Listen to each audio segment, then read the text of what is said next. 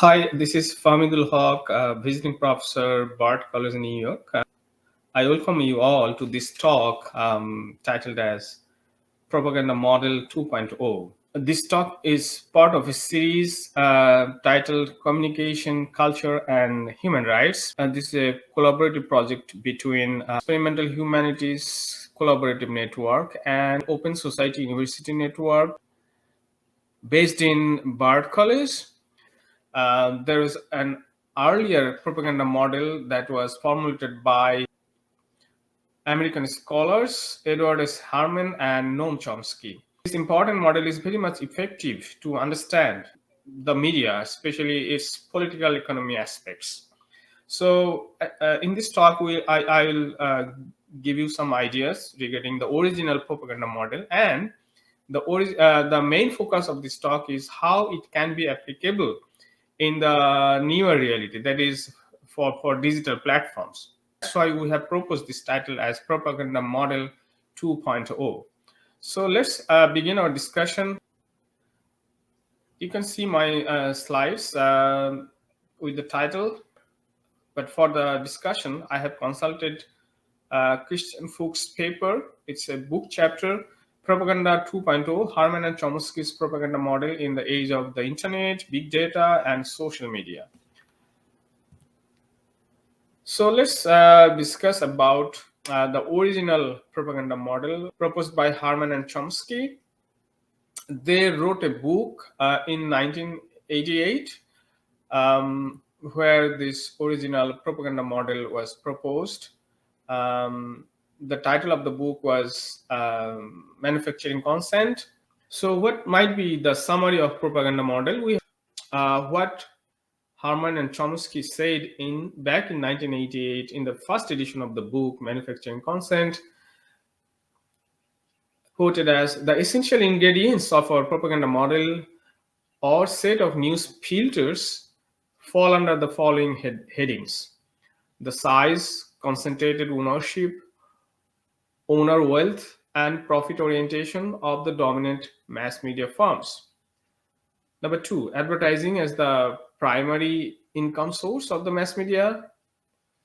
Filter number three, the reliance of the media on information provided by government, business, and experts funded and approved by these primary sources and agents of power.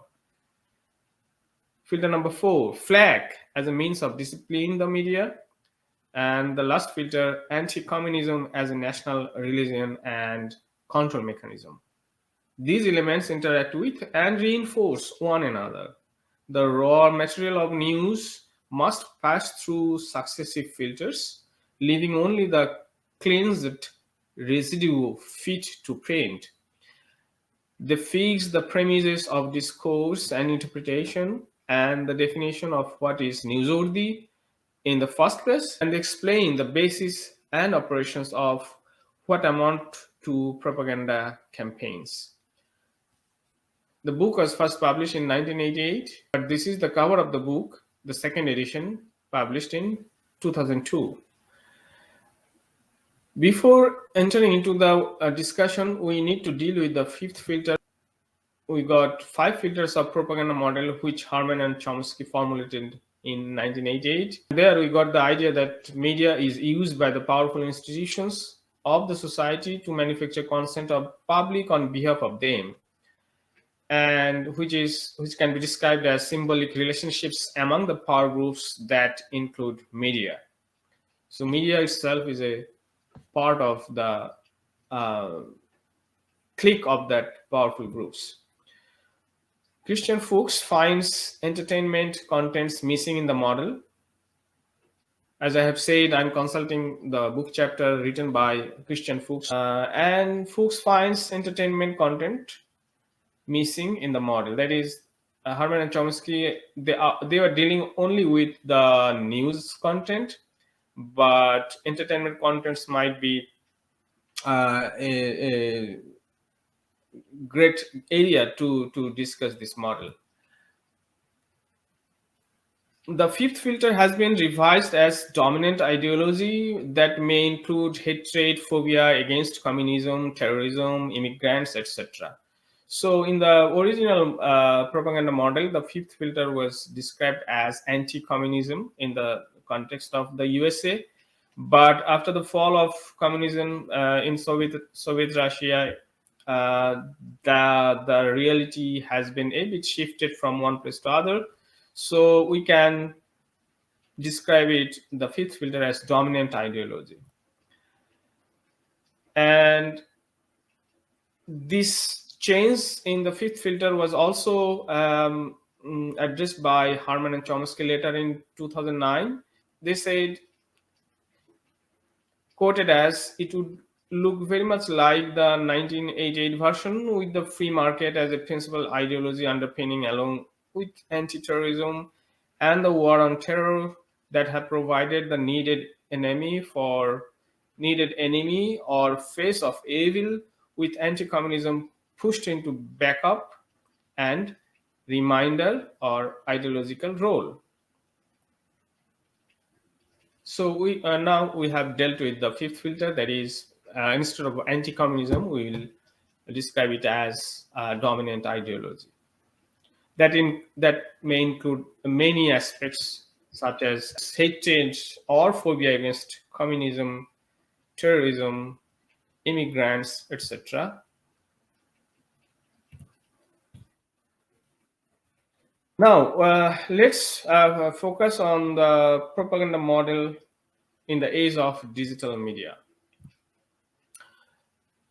We often hear that the decentralized character of the internet and social media overcome hierarchies and foster a participated culture and democratic communication.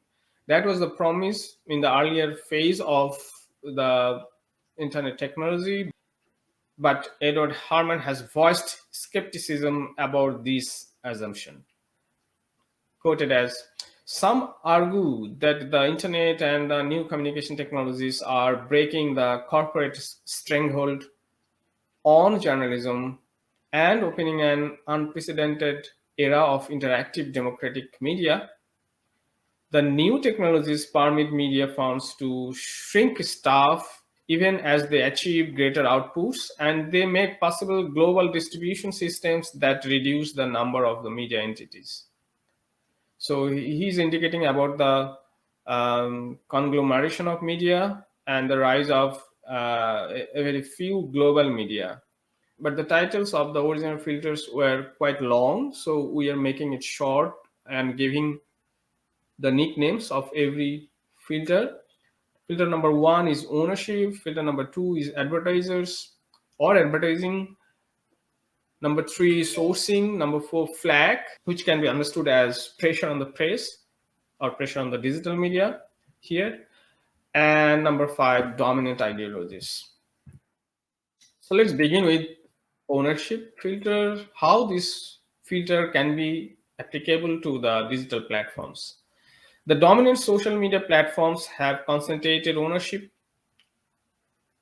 Google co-founders Larry Page and Sergey Brin own 42.4% and 41.3% respectively of Alphabet's stock. Alphabet is the mother organization of Google. Larry Page controls 26.6% of the voting power, Brain 25.9%. And if we look at Facebook or Meta, Facebook owner Mark Zuckerberg controls 85.3% of the company's stock and 60.1% of the voting power. So you can see how owners are actually controlling the platforms and how much power they hold on their platforms. Social media is also a highly concentrated market. Google controls 71% of the world's searches, and Facebook and its subsidiary WhatsApp account for 48% of users worldwide of the top 10 social media platforms. So before this advent of platform capitalism, it was an era of satellite-based neoliberal global media.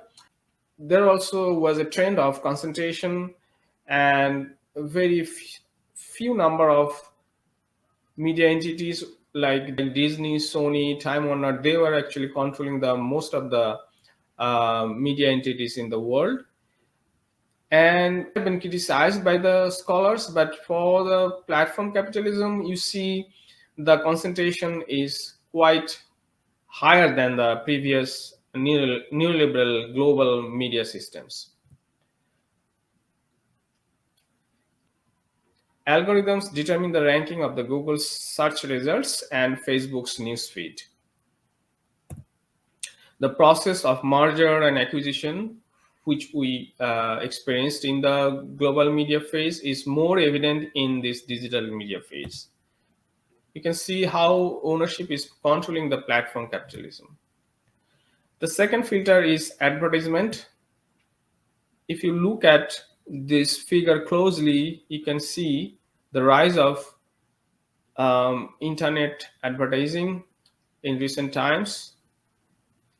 So for other media outlets like newspapers, consumer magazines, television, radio, cinema, or outdoor advertisements, they have been either their growth have been stopped or decreased or very slight rise. But for internet, the rise is quite high, and you can see the major share of global advertisement is occupied by internet. Google, Facebook, and Twitter are not just sources of news and information. These websites are also among the world's largest advertising agencies. And for these social media platforms or digital platforms, the advertisement, it works in a different way through algorithm and artificial intelligence. They can um, target the potential consumer of the advertised product or services, and that is very effective in terms of influencing the potential consumers. Christian Fuchs observing online advertising acts as a filter in several ways. It allows large transnational corporations with large ad budgets to confront a large targeted audience with content and ads. Number two, regular content becomes ever more difficult to discern from advertising.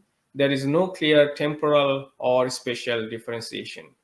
The online advertising the online advertising user spirals increases social media power in advertising and news making, and advances monopoly tendencies in the online economy. Four, an important fourth dimension that needs to be added, which Herman and Chomsky do not discuss, is that advertising means exploitation of the audience labor.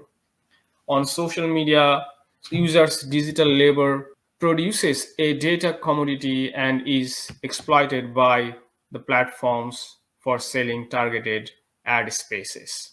Christian Fuchs is highlighting some aspects of how advertising are working in digital platforms, where we can see users are being targeted, and how the difference between the content and the advertisement is getting blurred, because the social media influencers have become the representative of the ad companies and platforms. Okay, now the filter number 3 of propaganda model, how sourcing can be applicable to digital platforms. In propaganda model, other than staff reporters, public relations and lobby of the big organizations were the sources of news. Every news media, they have their own correspondents and reporters, but the news being published and broadcasted, all of them are not served by the staff reporters. Rather, the organizations, big organizations, they send content, news items, and their own company content through their PR firms and lobby, and media, they have their interdependency with these big organizations. Their sourcing as a filter is different online than in broadcasting because the internet has decentralized and global architecture. As Manuel Castells said, the communication here is not mass communication, rather it is mass self-communication. One individual can communicate with the mass people, where the mass communication in earlier phase was determined by the only mass media. But in a capitalist society, only a minority attracts online visibility and attention, and they are described as online celebrities or influencers. So there are billions of users in the digital platforms, but only a few minority people, they can attract the others, and they have their online visibility and attention. But you can buy or boost your reach, and only then algorithm will facilitate your reach. So this is the nature of sourcing in digital platforms. This is described as the tabloidization of social media. Posting tend to be short, entertaining, and superficial. Celebrities from entertainment industry, sports, and mainstream politicians are the source of news on social media. So sometimes the Twitter accounts of a particular celebrity or political personnel, they directly gather information from here, or they follow their tweets and posts in different social media platforms. So you can see the list of top Twitter following.